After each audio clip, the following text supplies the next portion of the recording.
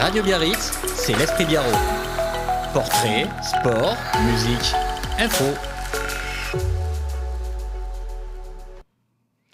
Et salut, c'est Laurence pour Radio Biarritz. Nous voilà pour une nouvelle conversation. Et je vais être donc en conversation libre avec Dara. Et il y en a qui n'ont pas éteint leur téléphone. Bip.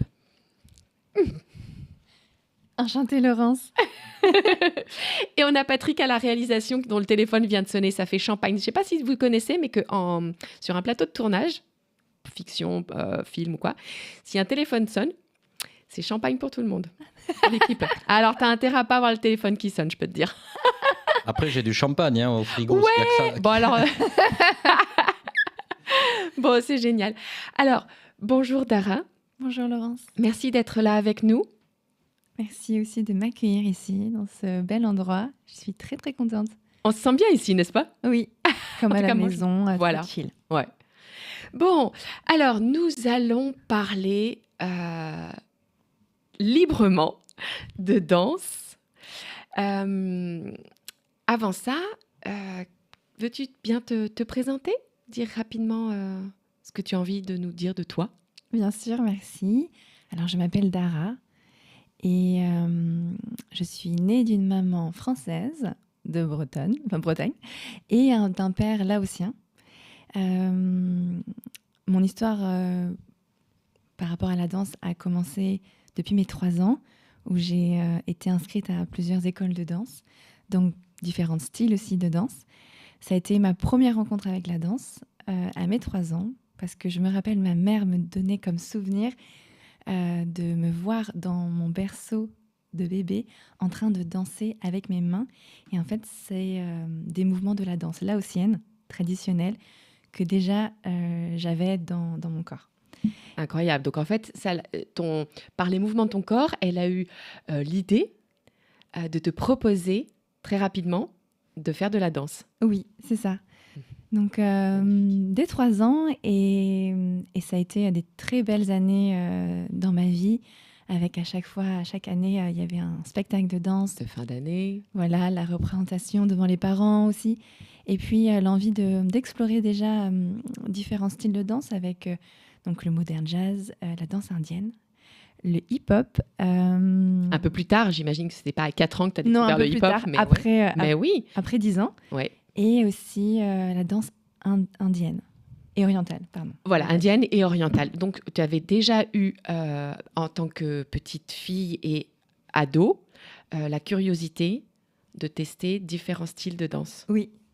Et ta maman t'a suivi, en tout cas, à chaque fois, a dit oui. Et... C'est ça, elle m'a toujours suivie, et jusqu'à mes 16 ans, voilà, où il y a eu un barrage dans ma vie à ce moment-là, un événement qui a bousculé ma vie. Et je dirais qu'aujourd'hui, que c'est même un événement dont je suis en gratitude. Les fameux cadeaux mal emballés. Alors, tu peux... Oui, c'est ça. Oui, bravo d'avoir réussi à transformer ça. C'est un événement qui m'a construit même et qui fait ce que je suis aujourd'hui. Bien sûr. Ça a été un accident. À l'âge de 16 ans, j'étais au lycée. C'était pendant les cours de PS. Oui. Donc, c'était... Voilà, on a fait de l'escalade un samedi matin. Et je me rappelle que c'était, pour l'anecdote, le week-end de mon anniversaire. Ah oui, c'était un sacré cadeau mal emballé, Bichette. Ah ouais, d'accord. Bon, parce que... Bon. OK. Du coup, je tombe de 7 mètres environ. Donc, tu fais cette chute. Je fais cette chute qui me fragilise le dos. J'ai des vertèbres cassées, dont une déplacée, proche de ma moelle épinière, ce qui fait qu'à l'époque... je peux en fait devenir paralysée. Oui. À cette époque, je vivais en région parisienne. Donc, je suis mutée à ce moment-là à Paris pour aller à l'hôpital pendant 1 mois où je suis hospitalisée. Et en fait, mon chirurgien là-bas étudie mon corps un peu comme une nouvelle expérience parce qu'il avait déjà eu affaire à des corps adultes, mais pas là, adolescents. Ah oui, c'était très très jeune. Okay. Oui. OK. Pour lui, dans l'expérience de sa pratique. C'est ça. D'accord. Donc, heureusement, je continue sur mon histoire ou... Oui, en tout cas, voilà, tu fais la rencontre, cet accident qui, donc, par la force des choses... Alors, déjà, tu t'en sors. Disons que ce Je m'en sors, oui. chirurgien, voilà, enfin, Je tombe pas dans les pommes, je garde conscience de moi, de mon corps. Donc, là, le but, c'est de reconsolider mon dos parce qu'en fait, j'ai été alitée. Comme je suis tombée sur le sol, je reste alitée pendant presque 1 mois. Donc, je vois que le ciel ou le plafond. le plafond. Et j'ai presque envie de te dire qu'un mois, par rapport à la chute et la gravité, je me dis ça fait probablement pas beaucoup, mais c'est quand même très long. C'est long. Oui, c'est pas beaucoup parce que déjà à l'époque, on m'a dit que ça pouvait durer plus longtemps, que j'aurais pu aussi avoir un corset.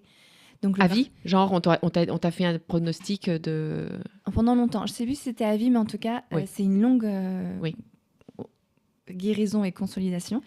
Et ce qui s'est passé, c'est que mon chirurgien a voulu donc faire sur mon corps la première opération sur un corps adolescente d'un transfert de vis qui me permettent en fait de refixer mes vertèbres alignées, D'accord, droites. d'accord. J'ai eu ça et en fait, au bout d'1 semaine, j'ai pu remarcher. Lentement, mais j'ai pu remarcher tout de suite après. Ah oui, Alors que un j'étais miracle. alitée pendant longtemps et Ok. que j'avais plus de muscles non plus, mon corps avait Fondu, avait fondu. bien sûr. Mm. Bien sûr, surtout que tu pratiquais la danse évidemment quotidiennement, quasiment j'imagine, en tout cas très régulièrement. Oui.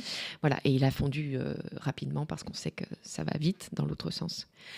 Ok, bon, eh bien, quel parcours, quelle résilience. Et merci à ce chirurgien, j'imagine. Oui, j'en suis très reconnaissante.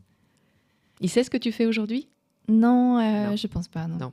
Mais c'est vrai qu'à l'époque, je me rappelle, mes médecins et lui m'avaient dit que la danse était une histoire du passé, que on m'avait quand même interdit de recommencer la danse et les sports extrêmes, comme le ski, comme la course à pied, des choses Bien comme sûr, ça. bien sûr. Mais à 16 ans, je me sentais quand même très jeune dans ma vie.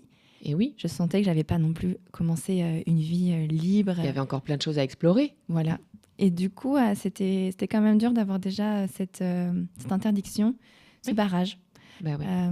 Donc j'ai vécu avec, mais ça a été dur. Mais je me doute, et donc d'autant que, est-ce que déjà entre 3 et 16 ans, tu projetais le fait de devenir danseuse professionnelle, prof de danse éventuellement? C'était un projet que tu avais? Dans mes souvenirs, je n'ai jamais, alors je l'ai jamais conscientisé comme un projet très réaliste, mais c'est vrai que quand j'allais voir des spectacles, j'avais toujours l'envie de devenir danseuse. Oui. Après, c'est toujours aussi un rêve de petite fille quand on danse beaucoup, de se dire un jour on va devenir danseuse professionnelle. Oui. J'avais pas non plus vraiment rêvé ma vie déjà à 16 ans, mais du coup, avoir cette interdiction Oui. m'avait quand même enlevé une possibilité, et ça m'avait déjà Oui, frustrée. et finalement de réaliser un rêve, et un métier peut être la réalisation d'un rêve après tout. Oui. Hein? C'est vrai, on peut avoir un rêve et le réaliser et en Mhm. faire son métier. Bon, là, à 16 ans, il y a la vie qui te dit de faire visiblement autrement, en tout cas. Bon, mais tu en as tiré quelque chose de formidable, c'est que tu as écouté ton corps. Oui, j'ai écouté mon corps. Les heures que j'ai passées ce premier jour, parce que quand je suis tombée presque entre 9h et 10h. C'était vraiment au début de la journée. Et je suis arrivée à l'hôpital que la nuit. Donc, entre-temps, j'étais dans un autre hôpital à Melun, c'est dans le 77, Seine-et-Marne. Et j'ai eu beaucoup de temps d'attente, le temps que mes parents arrivent, que même je sois aux urgences, qu'on me prenne, qu'on me diagnostique. Et je me rappelle, je chantais toute seule des petites musiques, et j'ai eu cette phrase qui m'est venue, qui me disait je me sens étrangère à moi-même. C'est comme si, à l'âge de 16 ans, je ne m'étais pas encore connue, et que cet événement difficile, cet accident, va me faire me rencontrer, me rendre plus étrangère. Bon, voilà. Une espèce de rencontre, finalement, Une rencontre. de toi par le corps. Oui, c'est ça. Même si je dansais depuis très longtemps, je pense que je n'avais pas la même conscience du corps. Je pense que chaque danseur et danseuse ont une conscience de leur corps, oui. Évidemment pour danser en représentation, pour ne pas se faire mal, pour X raisons. Mais il y a une autre conscience que je n'avais pas perçue et déjà ressentie. La danse académique, j'appelle comme ça, donc de mes 3 ans à mes 16 ans, ne m'avait pas permis ça. Et c'est qu'après mon accident, où j'ai redécouvert mon corps par une autre forme de danse, que là, j'ai fait la deuxième rencontre avec la danse. Et j'ai eu surtout cette conscience plus subtile et une rencontre intérieure avec moi-même. Magnifique. Et effectivement, tu me disais en préparant l'émission que c'était...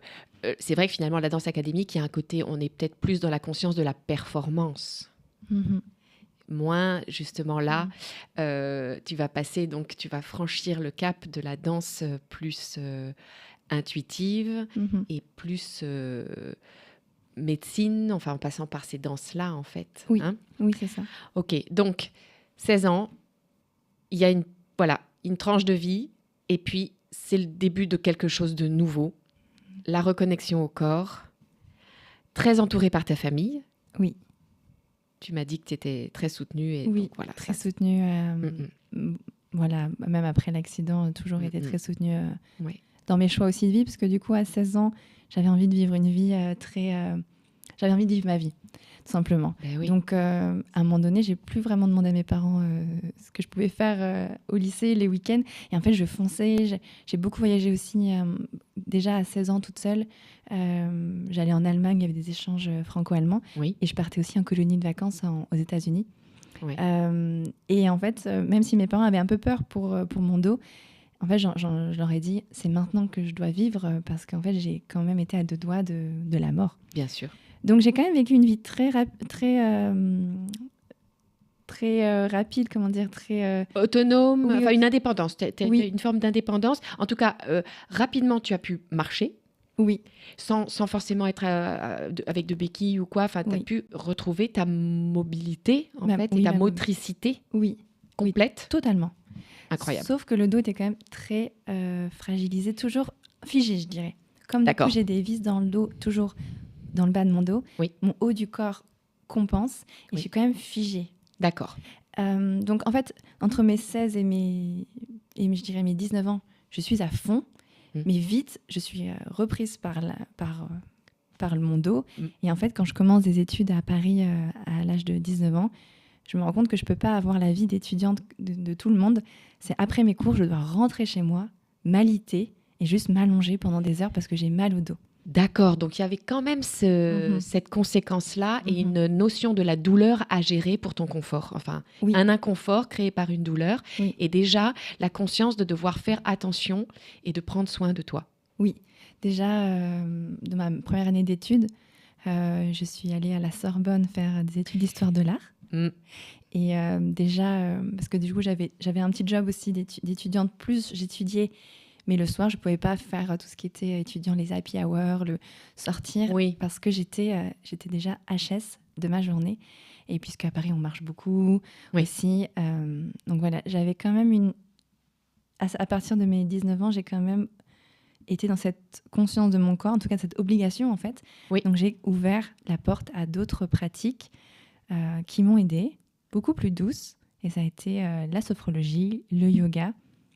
Et c'était ça déjà. Mais oui, formidable. Donc en effet, une adolescence avec l'envie d'être indépendante, et donc tu ne t'empêches pas de partir, de voyager. Évidemment, un parcours scolaire qui se suit, qui se fait, des études, le choix d'histoire de l'art. Et ça, c'était amusant de découvrir que nous avons donc le même parcours d'études. Moi, je ne suis pas allée bien loin, mais j'ai quand même fait effectivement histoire de l'art, à la Sorbonne aussi, à Michelet. Donc je vois très bien où tu étais dans ces études, et tu m'as dit qu'effectivement donc tu avais choisi histoire de l'art et tu as travaillé intellectuellement autour de la danse parce que tu as fait des recherches où tu t'es intéressée aussi à l'histoire de la danse en fait. Oui, comme cet événement m'avait quand même coupée de la danse, je me suis rendu compte que j'étais coupée de la danse par le corps, mais je voulais pas être coupée par mes autres sens. Donc tu allais regarder des spectacles de danse. Totalement. Et puis à Paris, on avait vraiment de quoi faire. Oui, le choix. Donc j'ai beaucoup profité des spectacles de danse à Paris, et je me suis nourrie de ça. Plus dans mes études d'histoire de l'art, dès que je pouvais en fait, plutôt en master, bifurquer, parce que la danse fait partie de tout ce qui est de l'art immatériel. C'est pas comme la peinture, la sculpture, l'architecture. C'est plus tard qu'on peut se tourner vers ça. Et du coup, à chaque fois, j'ai pu diriger mes travaux, mes mémoires, mes écrits autour de la danse. Et c'est là que je me suis plongée dans l'étude de la danse, déjà plutôt académique, et après de la danse libre pour comprendre d'où c'est venu. Ça m'a intéressée, et aussi je me suis intéressée à l'ethnologie de la danse. Ça, c'est très intéressant. Ok. Et qu'est-ce que c'est en soi, rapidement, l'ethnologie de la danse? C'est... Alors déjà, pour ça, je me suis basée sur... On a commencé avec des cours d'ethnologie, tout simplement. Et du coup, c'est l'étude des ethnies, Oui. l'analyse, en fait, d'ethnie, Oui. là, par la danse. Donc, Oui. donc, moi, je suis partie à un moment donné, j'ai eu la chance, grâce à mon master, de partir au Cameroun Oui. pour aller étudier, classifier, répertorier, en fait, ces danses, des danses locales, des danses traditionnelles. Voilà, plutôt donc là à tendance africaine. Oui. Voilà, parce que bon après dans les ethnies, bah oui, il y a les danses indiennes, enfin les danses, bon voilà. Oui. Mais là c'était au Cameroun, là C'était au Cameroun. l'opportunité d'aller au Cameroun. Oui. Ok. Et de pouvoir aider un musée local qui avait pour but de construire toute une étude sur la danse et la musique traditionnelle. Donc eux, ils voulaient faire un musée pour conserver leur art immatériel. Bien sûr. C'est quand même plus difficile que tout ce qui est tangible, tout ce qui se Bien touche, sûr, bien se sûr. touche, se voit. Bien sûr. La danse, c'est quand même un art qui est difficile aussi, en tout cas, qui a des défis pour sa conservation, sa préservation. Donc c'est pour ça qu'on parle d'ethnologie de la danse. Et après, on peut aussi parler d'anthropologie de la danse quand on parle aussi de l'humain, mais surtout de... j'en ai fait aussi en allant étudier un espace de danse à Paris.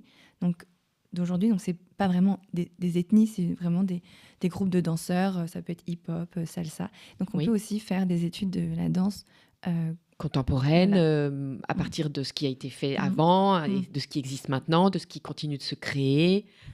Bien sûr, formidable. Donc, cet intérêt pour la danse et tout ça, quand est-ce que tu arrives à redanser clairement, vraiment, en fait, et de façon satisfaisante pour toi? Parce que donc, tu pars au Cameroun et tu m'as dit, tu as découvert la danse consciente? Alors, je découvre la danse consciente en France, au final. D'accord. Déjà. D'accord. En fait, c'est une très bonne question parce que je veux redanser, Oui. mais en fait, j'intellectualise beaucoup la danse. Elle est surtout dans les livres, à la bibliothèque. Ça, c'est pas douloureux pour toi? Non, c'est pas douloureux. Ça nourrit ton corps mental? Oui, ça nourrit le corps mental. Voilà. C'est très intéressant, ça parle beaucoup d'histoire. En même temps, je me rends compte qui écrit l'histoire, de qui on veut vraiment se souvenir aussi. Oui. Donc, je me rends compte que j'ai quand même besoin de revenir à la danse. Même si le yoga m'aide, la méditation m'aide, j'ai besoin de revenir à mon premier amour. Et j'ai un peu peur de le faire en France parce que c'est comme si j'avais un peur du regard de moi-même, que je m'afflige devant le miroir, puisqu'on avait parlé de la danse académique, qui est plus une danse de performance. Oui. C'est une danse où on danse devant le miroir. Eh oui. J'avais peur de mon propre regard. D'accord. Puisque j'avais quand même pas dansé pendant quelques années. J'avais peur de ça, mais j'avais aussi peur du regard des autres, finalement. Donc, ça a été plus simple pour moi de commencer vraiment à reprendre la danse en Allemagne. Je fais un Erasmus en Allemagne pendant mes années à Michelet, à 21 ans, et je découvre la danse contemporaine, et avec une option au sol, donc tout autour du flow work. Donc voilà, la danse au sol. Et c'était incroyable. Et ça peut un peu faire penser au Feldenkrais, avec un peu plus d'intensité et de mots. Mais ça m'a beaucoup aidé à me reconnecter, et surtout, peut-être aussi avec la culture allemande, qui est différente de la culture française, où je trouve que parfois en France, on a tendance aussi à être plus sans se juger. Dans le jugement, oui. Dans le jugement des bien autres sûr. et de nous-mêmes. Ah oui, bien sûr. Puis on a quand même une société, une culture de paraître, oui. qui fait partie de notre histoire. Oui, mais qui parfois est pesante. Voilà. Et bloquante. Je pense que dans la danse, on a quand même ces résidus dans les cours de danse. Oui. Donc, bien sûr. Donc c'est en Allemagne que tu as pu trouver une pratique, te remettre. Magnifique. Oui. De là, j'ai découvert la danse consciente aussi. Ok. Et j'ai découvert, alors c'est vrai, à Paris, grâce à mon frère. Donc, c'est vraiment une sorte de famille. Oui. Mon frère dansait déjà de manière libre. Donc il m'a invitée à un cours de danse. C'était dans un grand gymnase et je me suis rendu compte que j'étais la seule jeune. Tout le monde avait à peu près plus de 40 ans. Ok. Je dirais, bon, j'avais début vingtaine. Je pense peut-être plus de 30 ans, parce que mon frère avait 30 ans. Oui, voilà, c'est ça. Parce que forcément, le rapport d'âge n'était pas le même si tu étais plus jeune. Mais bon, ils étaient quand même pas très vieux, mais Oui, c'est plus vieux que toi. Voilà. En tout cas, je veux dire que j'étais Ouais. en T'étais la petite jeune. la petite quoi. jeune. Et Ouais. je découvre qu'il y a vraiment une manière de danser un peu tamisée, où il y a de la musique, il y a quelqu'un qui guide par la voix. Hmm. Et on est quand même libre. On est totalement libre. Les gens ne se regardent pas. Hmm. Et on danse librement. Alors, les yeux fermés, les yeux pas fermés, Ça peut être les librement deux. en fait, Oui, c'est ça ça. peut être les Chacun, deux. il n'y a pas de code à ce niveau-là. Oui, Chacun fait comme il veut. oui. Donc, tu as eu cette première cette expérience-là quand même grâce à ton frère et Mhm. à Paris. Oui, et à Paris. Très bien, C'est ça, c'est entre 21 et 22 ans. d'accord. Et là, tu ressors de cette expérience. Je découvre un monde. Je me dis que la danse n'est pas que comme je l'ai découvert en étant enfant. Voilà, que de performances et de spectacles. Voilà, qu'il y a une autre manière de danser, Oui. plus intérieure. Donc, vraiment, je découvre un univers et quand je m'y plonge, je me rends compte qu'en fait, c'est une grande famille. Alors, c'est pas très connu, mais Oui. il y a des catégories. D'accord. Il y a plein de maisons, j'ai l'impression, qui ont été créées dans différents pays. Oui, Je n'ai pas pour toutes les sources de quel pays, Oui. mais on a quand même des origines. En tout cas, moi, j'ai découvert l'open floor, parce que je suis retournée en Allemagne dans mon master, et j'ai découvert cette danse qui peut être liée un peu à la danse-thérapie oui. en Allemagne. Ça s'appelle open, Open floor. floor. Ensuite, j'ai fait la découverte de l'aesthetic dance, Oui, découverte en France et à Bali. Il y a Oui. une grande communauté là-bas. oui. C'est de la danse extatique, ça vient de extase. Donc en fait, c'est pour aller vers une transe. Mais c'est vraiment du coup un DJ qui joue de la musique et les personnes sont autour et dansent aussi de manière très libre. Très libre, voilà, c'est ça. Et plutôt là aussi en silence. Hein. Ça, pour le Oui. coup, je connais parce que j'ai fait Oui. l'expérience à Paris dans une grande salle. Mais tu vois, j'entends que toi, c'était il y a quand même quelques années. Moi, je découvre ça que maintenant, tu vois. Donc, c'est quelque chose qui existait, voilà, il y a quand même quelques années. Oui, l'aesthetic dance c'est né en 2000, dans les années 2000. Dans les années 2000, d'accord. Moi, j'avais lu que c'était à Hawaï. On m'avait dit que ça pouvait être ailleurs, mais en tout cas, pour moi, ça vient vraiment de l'Amérique, mais vraiment de la communauté un peu New Age. Ouais. La communauté, en français, on dirait Hippie. hippie, voilà. Oui. C'est après les hippies, après 70. Pas de façon péjorative du tout, mais non. Oui, ok. Voilà. Donc l'ecstatic dance, l'open floor. Donc oui, il y a plusieurs types de danse catégorie libre. Oui. Voilà. La danse des 5 rythmes. 5 rythmes. Aussi, Mhm. qui est une danse qui a beaucoup donné en fait à la danse libre. Oui. Elle est née dans les années, je dirais 60-70 si je ne me trompe pas, avec une grande figure féminine qui s'appelle Gabrielle Roth. Oui. J'ai aussi expérimenté cette danse à Paris, parce qu'ensuite, du coup, il y a des écoles qui se sont créées et des, je dirais, facilitateurs, facilitatrices Oui. qui répandent, en tout cas, bien sûr, continuent d'échanger ce qui va, de transmettre. De transmettre. Voilà, Ouais. tout simplement, dans Ouais. Et plein d'organiser de pays dans le monde. Ouais. Oui, formidable. Mm. Donc là, effectivement, on est sur les 5 rythmes. Rapidement, l'idée, c'est en fait, c'est 5 rythmes pour voir. C'est un processus en fait dans les musiques. C'est ça, en 5 rythmes. Oui. Un rythme plus lent, plus moyen et très fort. Ouais. Donc ces rythmes ont des noms. Il y a le staccato. Après, j'ai pas tous les noms. Oui, bon, il y a Et voilà, des c'est noms. ça, c'est un peu codifié. Il y a un petit Oui. protocole. Très Oui. bien. Ça, c'est quelque chose que j'aimerais tester. C'est incroyable. Ouais. C'est incroyable parce que il y a aussi de la guidance avec de la voix. Ça, j'ai beaucoup aimé. Parce qu'on est comme ça, on est soutenu par la voix aussi. C'est comme c'est pas un cours de danse, je dirais académique. Quand même, on est souvent avec nous-mêmes. Oui. À un moment donné, on peut aussi se perdre avec nous-mêmes. Bien sûr. En fait, qu'est-ce que c'est d'être libre? Qu'est-ce que c'est de Et voilà, danser c'est ça. librement? Donc finalement, qu'est-ce qu'on vient chercher dans ces espaces-là? Parce que bon, toi, c'était une façon de faire la transition avec ton corps qui ne pouvait plus être dans les mêmes performances qu'avant. Finalement, tu rencontres ce type de danse qui te permet de la pratiquer sans douleur. Tu arrives à ne pas avoir de douleur quand tu fais ça. Et tu te rends compte que tu découvres un peu un état d'esprit, un peu, finalement. C'est un peu comme le yoga. C'est-à-dire que quand on le pratique avec l'esprit yoga ou l'esprit de la danse, finalement, on est sur du thérapeutique, du chamanique, de Totalement. l'intuitif. Oui, oui. Il y a, donc, dans chaque catégorie, il y a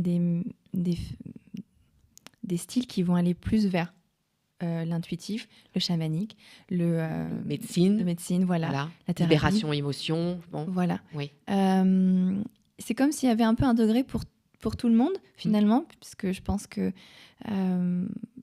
tout le monde, en fait, danse déjà parfois chez soi, Oui. juste librement dans son salon, dans sa salle de bain. En tout cas, nous souhaitons aux gens de le faire, de ne pas s'empêcher de le faire, n'est-ce pas? Oui. Ben oui. Et c'est aussi comment après on le fait, j'allais dire en société, Voilà. sans substance, en fait, sans quelque chose qui va altérer l'expérience. Donc, La sans seule substance, on a envie de dire, c'est la musique, l'alcool. Oui, voilà. le groupe, Oui, la voix. oui. Et donc, tout ça est très naturel. Oui, c'est très naturel. Donc c'est là que souvent on n'a pas de restrictions personnelles quand on danse sous alcool. Par exemple, quand on danse avec de l'alcool, Oui, la on se fameuse sent complètement libre. Oui, on est désinhibé Voilà. par la substance. On oublie le Oui. regard des autres, on oublie Oui. son propre Oui, regard. oui. Et, Oui, et en soi, on se fait du bien aussi, mais il y a Oui. quand même eu l'alcool avant. oui, c'est ça. Là, On dans peut se faire du bien Oui, sans l'alcool. sans l'alcool. C'est tout à fait le propos en fait de la danse libre. C'est de comment en fait danser librement, trouver une forme de liberté sans ces substances qui altèrent l'expérience en tout cas. Et qui, par ailleurs, ont des effets secondaires pas souhaitables. Donc, Oui. Bon, voilà, on peut perdre connaissance, on peut Oui. se mettre en danger. Oui, Là, on est dans un espace bienveillant, oui. sécurisant, Sécurisant, qui doit l'être, sinon on peut pas être libre non plus, on peut pas se sentir bien à sûr. l'aise pour ensuite se libérer. En tout cas, ça me fait apparaître plein de mots, plein de choses que j'aimerais partager. Pour revenir à ta question, je pense que quand moi j'ai commencé à aller vers cette danse consciente de plus en plus, c'est parce que je me sentais aussi loin de mon propre jugement et dans l'écoute de moi. Comme il y a cette conscience, comme on est loin de tout ce qui est substance, on vient de le dire, d'alcool ou de drogue, Oui, c'est pas la question, effectivement. on voilà, a envie c'est d'être pas dans le la sujet. conscience. Et oui, Être dans la et conscience de vivre pleinement ce que tu... vivre pleinement. C'est-à-dire, Ouais. donc, parfois, on est quand même, on va se rencontrer, on va rencontrer ce qu'il y a à l'intérieur de nous. Mhm. Mais déjà aussi, on va pouvoir juste s'écouter et se dire, si j'ai mal ici, je vais Mhm. pas danser de manière trop intense, peut-être avec mon bassin. Je vais Mhm. faire attention aujourd'hui. Mhm. Alors que dans un cours académique, parfois, on va au-delà de nos capacités physiques parce que juste, Oui. il y a cette idée de performance, de représentation. on repousse, effectivement. Oui. Et moi, Et on quand- s'écoute pas. Voilà, et quand je suis encore allée voir un très beau spectacle de danse, de ballet à Bastille, il n'y a pas très longtemps, je vois la performance, c'est magnifique pour les yeux. Je n'ai une image en tête, c'est les pieds déformés des ballerines dans leurs chaussons pour que ça donne ça, en fait. Mhm. Elles s'abîment, enfin, le corps est quand même maltraité, quoi. En tout cas, moi, j'ai rencontré ensuite des danseurs professionnels qui n'avaient pas cette conscience de leur corps, qui avaient parfois une hygiène de vie très, en tout cas malsaine pour leur corps, Ouais. mais continuaient en fait à utiliser leur corps parce que vraiment ils utilisent leur corps comme un moyen pour aller à des fins de représentation. Voilà. Eh oui, et là c'est plus gothique, j'ai envie de dire presque. Hein, Et surtout, ça peut être dangereux pour le corps parce que on peut se blesser. Ben oui. On peut se blesser. J'ai vu beaucoup de danseurs se blesser devant moi dans des stages de danse juste parce qu'ils avaient envie de finir cette chorégraphie, d'être devant, de bien faire. Oui, c'est ça. Donc c'est quand même il y a un milieu quand même très difficile dans le milieu de la danse professionnelle. Il y a en tout cas, il y a un état d'esprit C'est un état d'esprit très, très dur. Donc on est totalement à l'inverse dans la danse et voilà, libre et intuitive. là on est dans quelque chose qui est à l'opposé. Qui est très plutôt personnel, Oui. qui est d'aller à son rythme, de s'écouter. Voilà. Et moi, je me dis tout le temps, écoutez-vous avant même de m'écouter. Oui. Avant même de m'écouter Oui. ce que moi, je vais dire. Oui. Mais au final, on ne nous apprend pas tout le temps à nous écouter. Donc là, c'est aussi N'est-ce pas? apprendre à... Qu'est-ce que c'est m'écouter? Oui, En fait, après tout. qu'est-ce que c'est d'écouter mes sensations? En fait, où est-ce que j'ai mal? Est-ce que j'arrive même à écouter quand j'ai mal? Est-ce que je sais qu'en fait, là, j'en fais un peu trop? Donc, c'est tout ça qu'on va voir aussi dans la danse intuitive. Et puis pas s'écouter la petite voix qui dit mais qu'est-ce qu'on va penser de moi, je vais mal faire, parce que c'est écouter sa Aussi. petite voix. Mais non, en fait, c'est écouter le corps et les sensations. Oui, c'est ça. Le cœur qui bat, la respiration, les petits picotements. Totalement. Oui, c'est ça. Pourquoi est-ce que j'ai envie de lever le bras et Mm. s'autoriser à le faire. Alors, Mm. donc, quand même, tu redécouvres la danse comme ça. Tu peux remettre ton corps en mouvement. Tu fais finalement un magnifique chemin vers toi, à l'intérieur, et un vrai... On est effectivement sur du bien-être intérieur. C'est un parcours initiatique, on va dire. Mhm. Comment on passe de cette découverte à, justement, Dara Dancing, profession, et maintenant qui donc emmène les foules Bien sûr. Ah oui, c'est marrant. Alors, au final, j'ai l'impression que quand je regarde avec distance tout ce que j'ai parcouru, tout avait un sens. En Afrique du Sud, je suis partie donc après le Cameroun encore. Oui. Après l'Allemagne, je suis allée voir ma sœur en Afrique du Sud. Elle habitait là-bas et elle me manquait. Donc du coup, j'ai passé 1 an là-bas à travailler. Et je me rends compte que même si j'ai fait un travail qui avait du sens pour la planète, on va dire, et le social, puisque j'ai aidé un centre d'incubateur pour en fait aider des personnes qui n'avaient pas beaucoup fait d'études à avoir toutes les ressources pour lancer leurs projets professionnels. Ah oui. Donc, et c'était toujours autour de projets professionnels. On aidait surtout des projets qui étaient autour de l'environnement ou du social. Ouais. Donc à impact positif. Ouais. Et en fait, même si j'avais un impact peut-être positif pour la planète ou pour le monde, je me rendais compte que moi, ça me nourrissait pas. Alors, Pas ça me nourrissait, mais Pas pas à suffisamment. l'endroit où toi, tu avais envie de te nourrir. Voilà. Et en toi. fait, même, je m'en suis... j'étais pas alignée, en fait. À un moment donné, je dis, c'est pas ma place. Et du coup, je faisais beaucoup de yoga à cette époque, beaucoup de méditation pour... compenser, sans doute aussi, puis, et retrouver mon énergie, parce que l'énergie oui. revenait basse après. Ouais. Et en fait, c'est là que je danse beaucoup là-bas, parce que je découvre aussi une communauté de danse libre qui s'appelait la Conscious Dance là-bas. Je me forme là-bas avec 2 organismes différents, dont un sur la plage. Donc c'est là où j'ai découvert la danse sur la plage. Voilà, parce qu'on va y venir. Je donne même mes premiers cours de danse parce que c'était une grande communauté avec 200 personnes sur la plage. On était entre 100 et 200 personnes et on était plusieurs facilitateurs parce que du coup, c'était des grandes plages en Afrique du Sud, des grandes étendues. Ouais. Et surtout, je fais la découverte du silence davantage parce que j'aimais déjà beaucoup le silence dans la méditation. Mais là, je découvre le silence. Et peut-être autrement. Donc, dans un séjour avec mon professeur de danse, de Conscious Dance, on part en retraite. Donc, un séjour, on se retire en fait de la société, on se retire du monde quotidien pour partir en nature et pour être en silence et danser du matin au soir. Et donc, lui, il guide ça. Moi, je suis comme une participante, on est logé, nourri. Et en fait, on ne danse plus. Enfin, on ne parle plus. On n'écoute plus aussi les autres, parce que du coup, il n'y a que le son de la nature ou le silence. Et on danse, on s'étire. Il y a des cours de méditation, d'étirement et de danse libre. Et là, je me rends compte qu'il y a quand même une dimension thérapeutique à tout ça, parce que je commence à avoir des expériences où je me retrouve à danser et à repenser à mon accident. Oui. Qui, à cette époque, quand j'ai eu l'accident, j'étais quand même dans le déni. C'est comme, du coup, j'ai eu cette vie un peu rapide. Je voulais me couper de cet accident. C'est pour ça que j'ai quand même vécu une vie à 100 à l'heure. C'est peut-être finalement une stratégie d'évitement sur quelque chose. Bon, oui. Ouais. Ok. Oui. Ok. Quand, à cet âge-là, j'avais pas envie, en fait, de me plonger dans mon accident.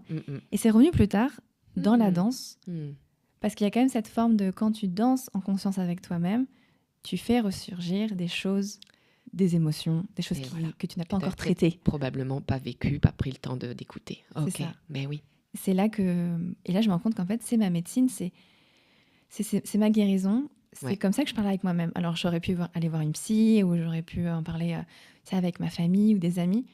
Mais là, c'est ma manière à moi de me rencontrer avec moi-même, juste face à moi-même. Oui. Et du coup...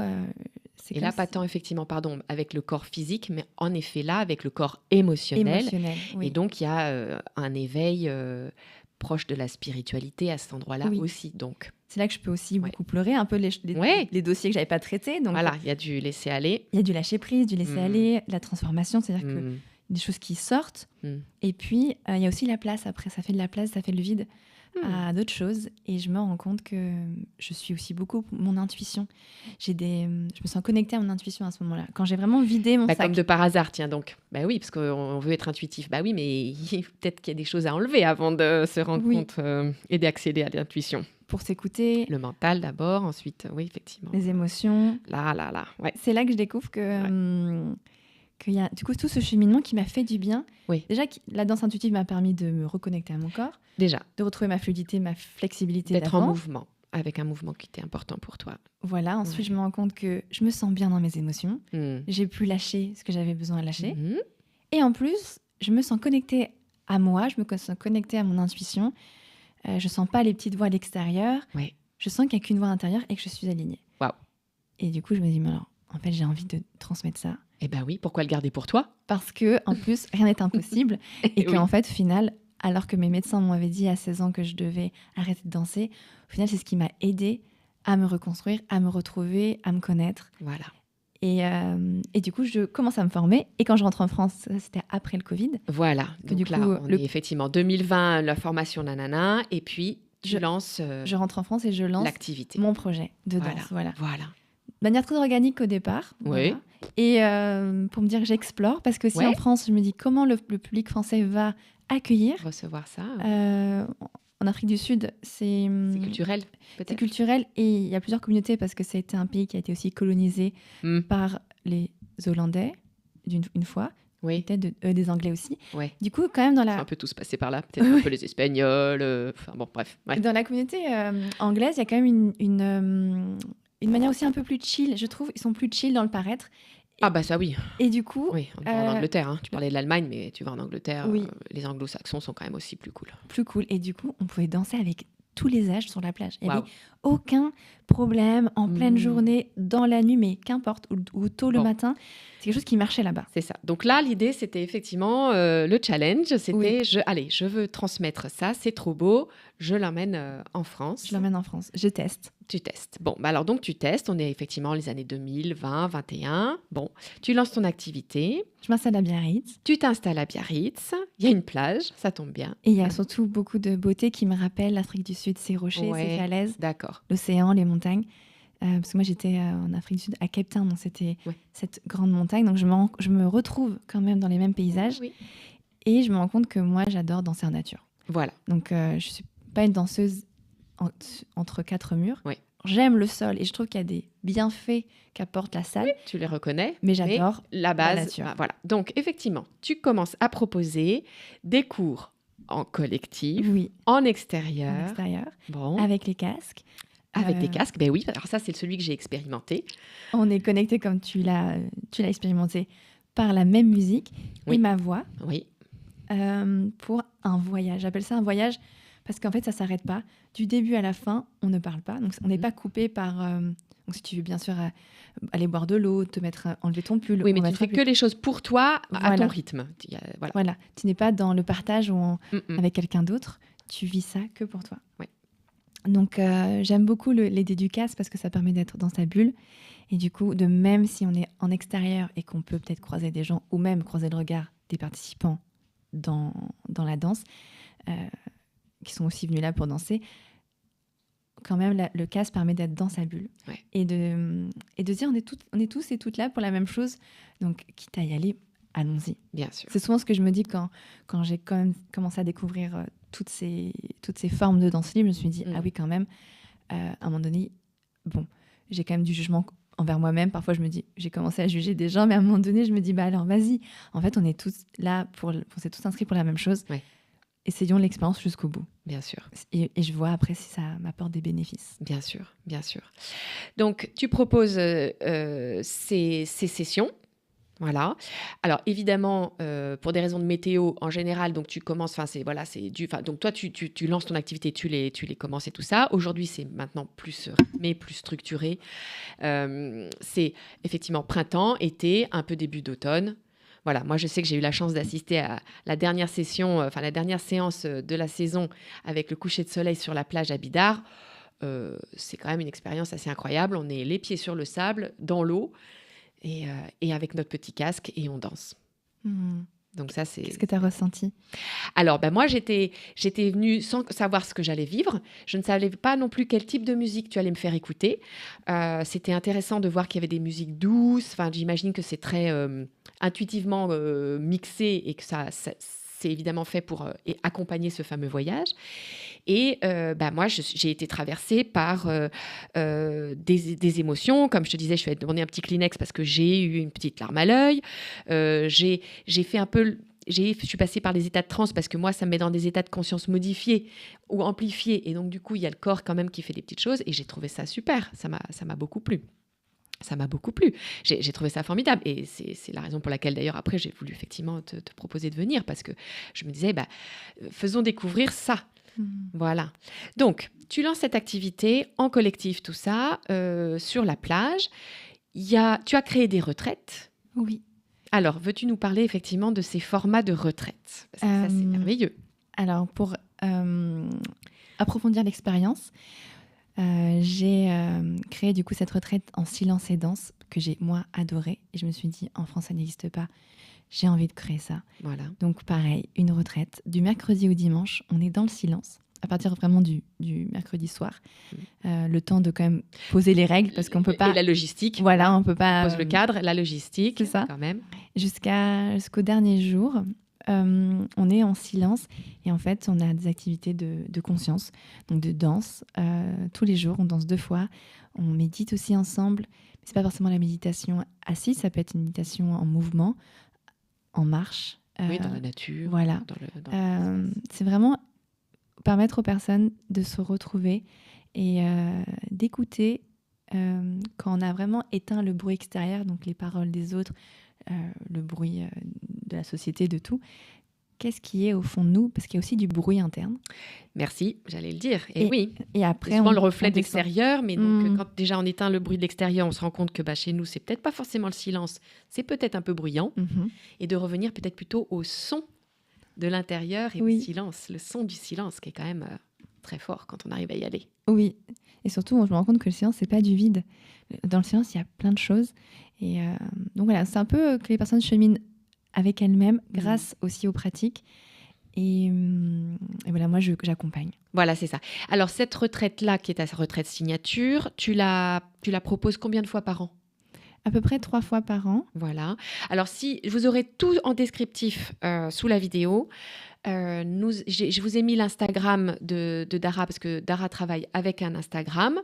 Voilà, donc tu proposes les plannings et tout ça. Vous pouvez vous inscrire.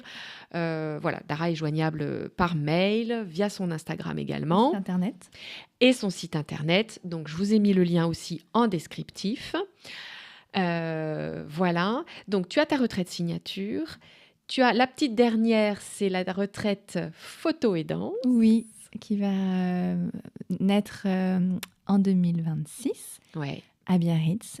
Une retraite où, avec le soutien de la photographie, on va pouvoir capturer, honorer une partie ou une tranche de vie, quelque chose qu'on a envie de célébrer, en tout cas par la photographie, et la danse qui nous permet de ne pas être figé comme des poses de modèles. Là, ce n'est pas l'intention. L'intention, c'est de pouvoir danser librement et de pouvoir honorer ce moment. Magnifique, magnifique. Ça promet aussi d'être très sympathique. C'est à peu près le même temps, mercredi, dimanche, hein, c'est ça, c'est sur le même temps. Pareil, je vous ai mis en descriptif les tarifs, et puis de toute façon, sur le site de Dara, vous avez toutes les infos. Magnifique. Et puis, il y a quand même cette fameuse retraite, la grande dernière, au Laos. Au Laos, oui. De par mes origines laotiennes, j'ai voulu redonner à ce pays parce que, alors, je me sens très laotienne quand je suis en France, et c'est marrant, je me sens aussi très française quand je suis là-bas. Formidable. Et j'ai l'impression que j'ai besoin d'être là-bas aussi pour faire jaillir une partie de moi qui n'arrive pas à vivre ici, tout simplement. Oui. Et du coup, j'avais envie de pouvoir proposer un séjour là-bas pour aussi un peu mieux découvrir ce pays, qui est quand même un pays qu'on connaît moins comparé aux pays voisins, comme le Vietnam, comme le Cambodge, la Thaïlande, et de proposer un voyage aussi autour de l'éthique, de pouvoir découvrir les chants, les rituels, les traditions, voilà. sans sans se Sans la faire version piéger. tour opérateur. Oui, voilà, sans se faire piéger. Voilà. Et sans nous-mêmes aussi parfois changer l'expérience locale. En fait, il y a aussi Oui. beaucoup de dérives aussi quand on est touriste, sans faire exprès, parfois on ne le sait pas, mais on se fait piéger. Et en fait, après, ça change complètement les rituels, les traditions locales.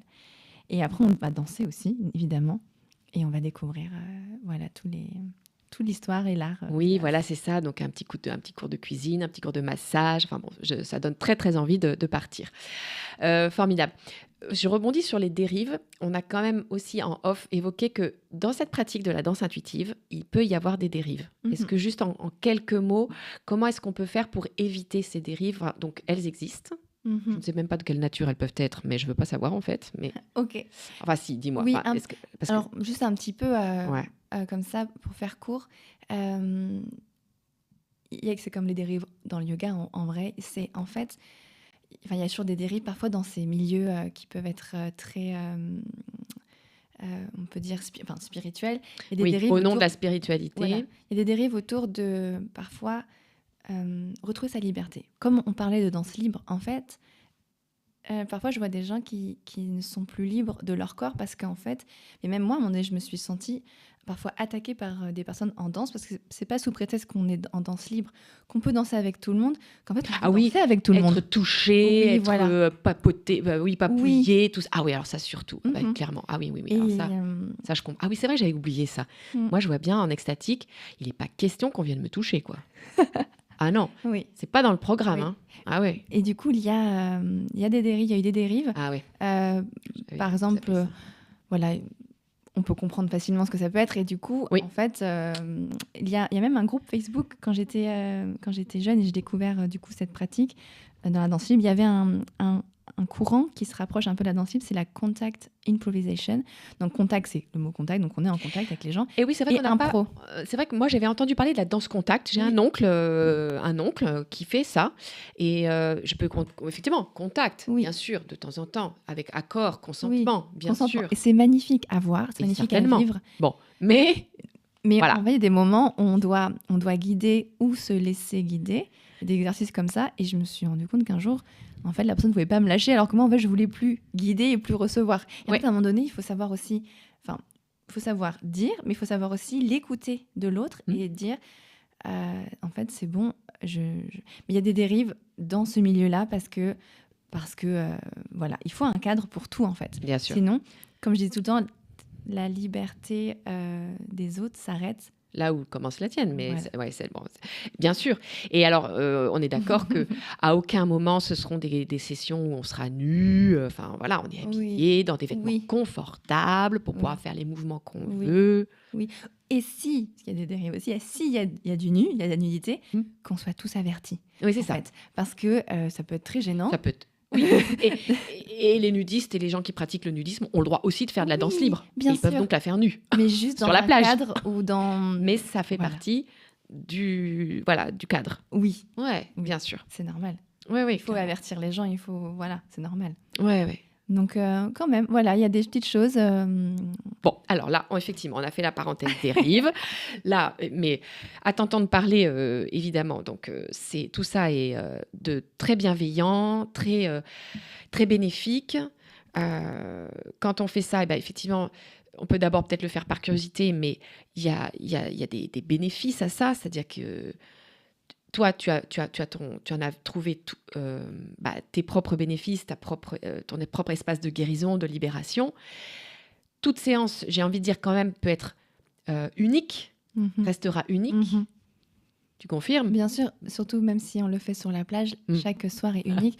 On n'a pas toujours les mêmes couchers de soleil. Les Parfois, conditions, on est dans la grisaille. Ouais, Voilà. Les embruns, pas d'embruns, Et les vagues, c'est pas de toujours vagues. beau parce que c'est toujours... Bien sûr, c'est toujours unique, donc il y a toujours quelque chose à vivre de différent. bien sûr. Et de toute façon, même ton corps est unique chaque jour. Je dis souvent, C'est ça. on n'a pas Et la même l'état énergie, d'esprit. Ouais. on n'a pas le même état d'esprit, le même état émotionnel. Mm. Peut-être qu'un jour, tu vas venir cet été et voilà, tu es venu avec tout ce bagage-là émotionnel Ouais. ou même ton corps était Peut-être en très forme. colère ou très machin ou très en forme. Voilà, Ouais. et une semaine plus tard, ton corps est fatigué Voilà. et c'est OK. Et en Bien fait, sûr, on danse tu fais avec. Voilà. Donc, finalement, chaque expérience est unique parce que C'est ça. on est différents aussi. Et chaque c'est fois. pourquoi, une fois qu'on a goûté, et par curiosité ou par motivation ou élan du cœur, eh bien, c'est aussi sympa de recommencer et de pratiquer régulièrement, finalement. Oui, oui. Alors, quand tu le fais pas sur la plage et quand la météo s'y prête pas et tout ça, à Biarritz, tu proposes également des événements. J'en ai. Alors, pour l'instant, j'ai proposé que des événements en extérieur. J'ai eu beaucoup de chance Ouais. cette année. Vraiment, j'ai eu de la chance. Oui, avec la météo. J'ai eu beaucoup de chance alors que Voilà, c'est pas toujours gagné ici. Voilà. Ouais. Et Oui, l'autre sinon- jour, là, tu me parlais en off, tu me parlais d'un événement nocturne. Oui, le week-end dernier. Voilà, donc ça, c'est vrai quand c'est faisable en nocturne. Voilà, c'était très beau. Et en 2026, j'aimerais louer une salle une fois par mois pour Oui. donner des cours en intérieur durant l'hiver. Et en tout cas, mon activité, elle change souvent parce qu'au début, quand j'ai commencé ici, je faisais des cours en intérieur. Ouais. Mais j'ai dû arrêter parce que ça faisait beaucoup en même temps. Bien sûr. Plus les retraites, plus Oui, les cours de danse ça fait beaucoup. et les formations. Et voilà, donc, on en arrive qu'en effet, tu as lancé aussi ton activité de formatrice, Oui. de facilitatrice de danse intuitive. Oui, Donc, un peu ton école à toi, en fait. c'est ça. Voilà. Donc, tu m'as dit, il y a 2 promos par 2 an. promos par an. Je forme 30 personnes par an. Par an. environ. Mm. Et voilà, c'est aussi un suivi personnalisé. C'est une formation. Je suis très contente. Il y a eu de la demande. Et je pense qu'il y a des personnes qui ont aujourd'hui envie de plus danser de manière libre, de se reconnecter aussi à cette danse, à leur propre danse, leur propre mouvement. Voilà, et de l'enseigner, de le transmettre. Magnifique. Alors, quand même, j'ai oublié d'évoquer, mais quel type de musique t'inspire? Parce que danser, c'est bien, mais finalement, il y a plein de types de musique. Toi, quel est le type de musique que tu pratiques? Déjà, moi, j'aime beaucoup. J'ai tout le temps que dans la danse intuitive, j'ai envie que ça soit large. J'ai envie qu'on puisse danser sur plein de choses. Même que ça soit une musique commerciale, ça peut. Ça peut, d'accord. Tout dépend en fait de où elle se place dans le voyage. Parce que chaque musique a un rôle et une fonction. Et donc, ton voyage, en fait, l'enchaînement des musiques, il est choisi. Il est choisi. Il est structuré. Et voilà. Maintenant, je fais par l'intuition, mais parce que je sais le cadre. Oui. Mais pour répondre à ta question plus précisément, moi, j'adore... une musique que j'aime beaucoup, c'est entre la musique classique et la musique contemporaine, où parfois, il n'y a pas trop de paroles.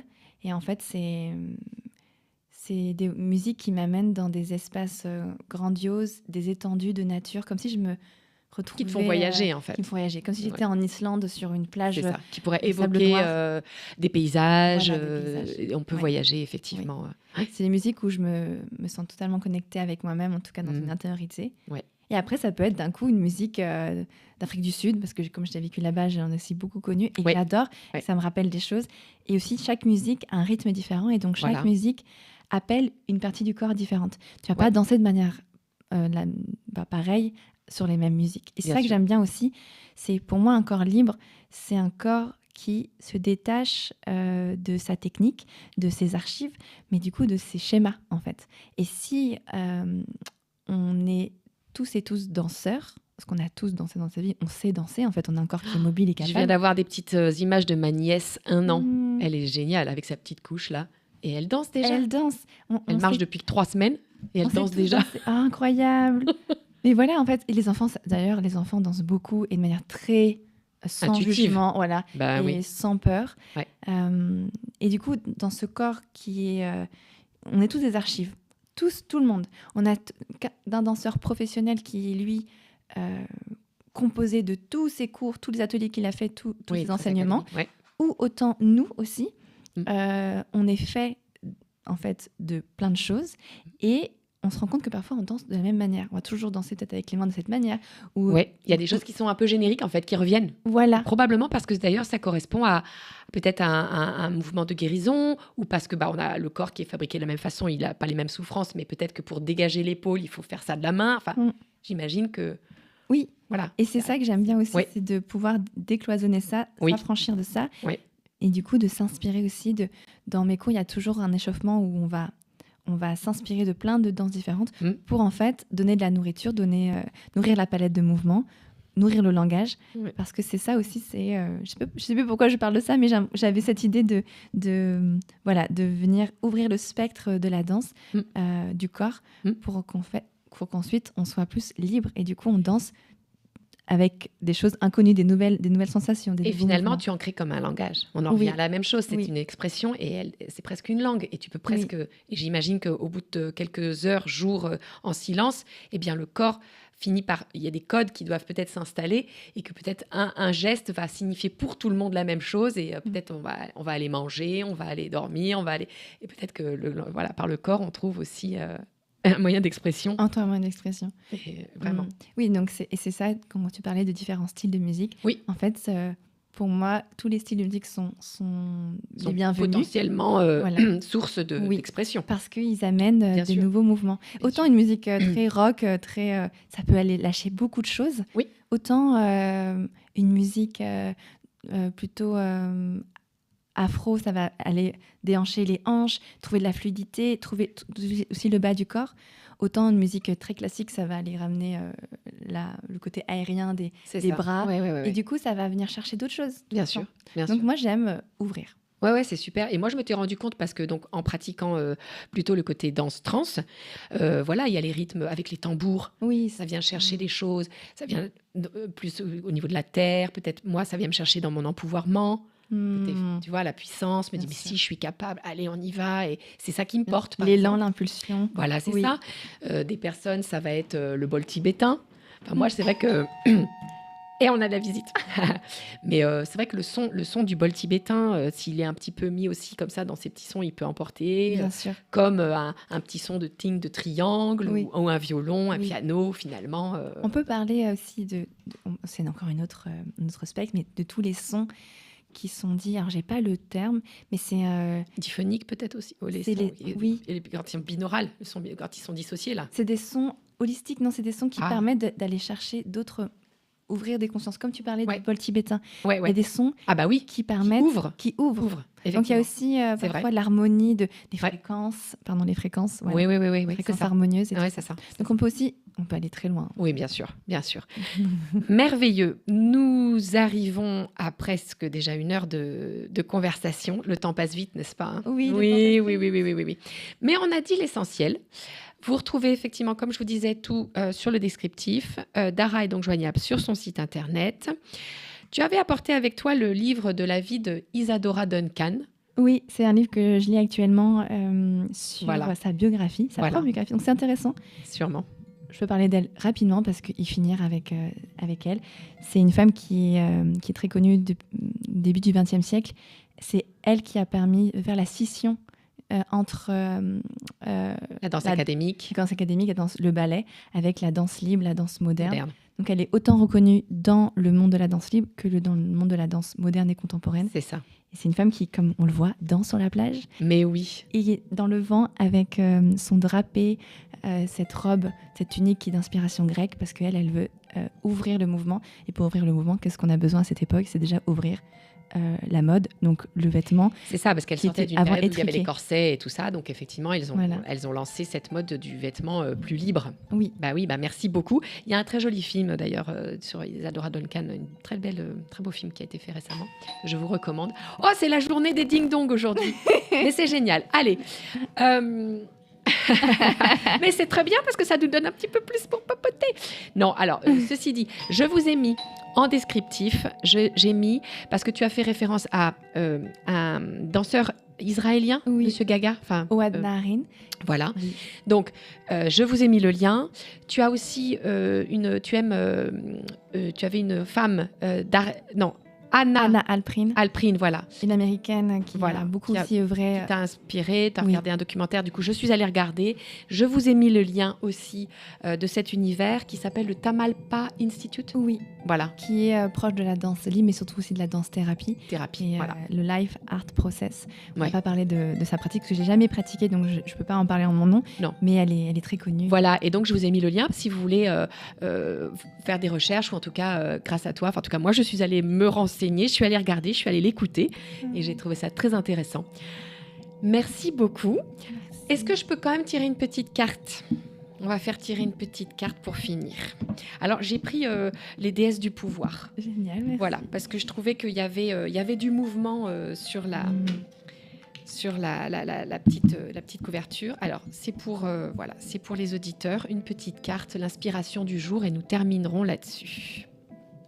L'inspiration du jour. Yemaya, la déesse de la mer. Comme vous êtes principalement constitué d'eau, apprenez à contenir votre océan émotionnel pour prospérer et pas seulement survivre dans les profondeurs de vos relations. Devenez la grand-mère de votre expérience, prenez la responsabilité de vos sentiments, qu'ils soient élevés ou sombres, et l'éclat de votre flux vous amènera un trésor sans mesure. Eh ben, c'est beau, merci. C'est beau, ça nous rappelle que mouvement vient de émovere qui veut dire émotion. Donc, Et oui, emotion, mouvement, Oui. émovere. Oui. On a fait le tour, on a fait la boucle est bouclée. oui. Merci beaucoup, Dara. Merci beaucoup. Merci, Patrick, à la réalisation. Et je vous donne rendez-vous pour la prochaine conversation, le jeudi à 18h. Merci pour l'accueil. Merci pour ce beau silence, Patrick. Non, merci à toutes les deux, c'était passionnant. Merci. Là, en fond, je vous ai mis à la fin Oui, merci. une musique. Très Ça appréciable. s'appelle Constance. C'est Canary Kitchen que j'ai reçu hier. Et en fait, c'est le battement de cœur de leur bébé qui rythme toute leur musique. Ils ont fait 20 minutes de musique comme ça, c'est incroyable. Ah, mais je vais aussi explorer cet espace-là. Merci beaucoup de ce beau cadeau. Merci, On Dara. va pouvoir danser dessus. Mais oui, Merci. mais oui. Merci.